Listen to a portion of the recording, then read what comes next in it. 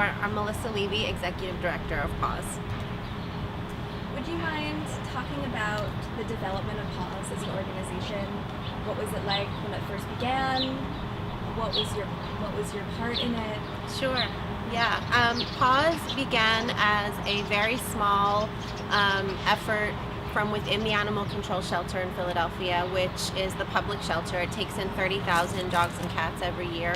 And there was just a small group of us working as volunteers to try to increase adoption opportunities for those animals, just basically to try to increase life-saving any way we could. So we were holding adoption events on weekends. We were trying to attract people to foster animals, just trying to get them out the door alive any which way we could. We left the animal control facility in 2009 to become a totally independent organization. So we are now the largest no-kill shelter in Philadelphia, and we also opened this facility here, which is our spay-neuter clinic, and it also serves as our shelter space. So we've grown from a very small, volunteer-driven kind of grassroots organization to becoming he's a curious boy.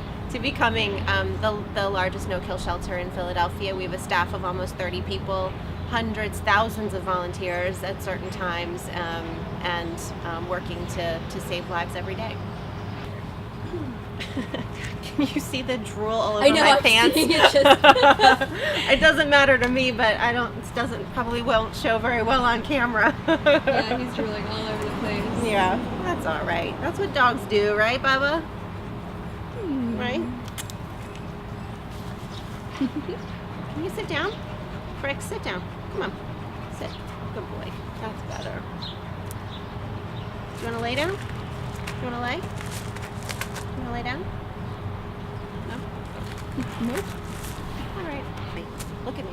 Frick. Hold on. Look at me. Can you sit? Can you sit? Good boy. That's a good boy. Okay. So Brixton. So this is Brixton. He is just under 2 years old, we think. He is a pit bull, and he was found wandering the streets of North Philadelphia, like lots and lots of our animals are. He was taken to the city's animal control shelter, where just because of the sheer number of animals that come into that shelter, he was in danger of being put down. We rescued him and brought him here, and as you can see, he's just a sweet, affectionate, just awesome dog. We are all crazy about him. He's become a great running companion. We have volunteers who come and take him on runs very often. He loves it, and so he would make a great addition to a lot of families, and we're hoping to find him a great placement as soon as possible. But he's just a lovable, sweet guy who needs to catch a break. Interesting. I mean, I think that our culture here, or kind of our society here, is, as it relates to animals, is kind of one of extremes. You know, you have people who consider animals to be, four-legged people almost, and they impose all of these emotions and personalities and needs, and consider them family members, like a lot of us do.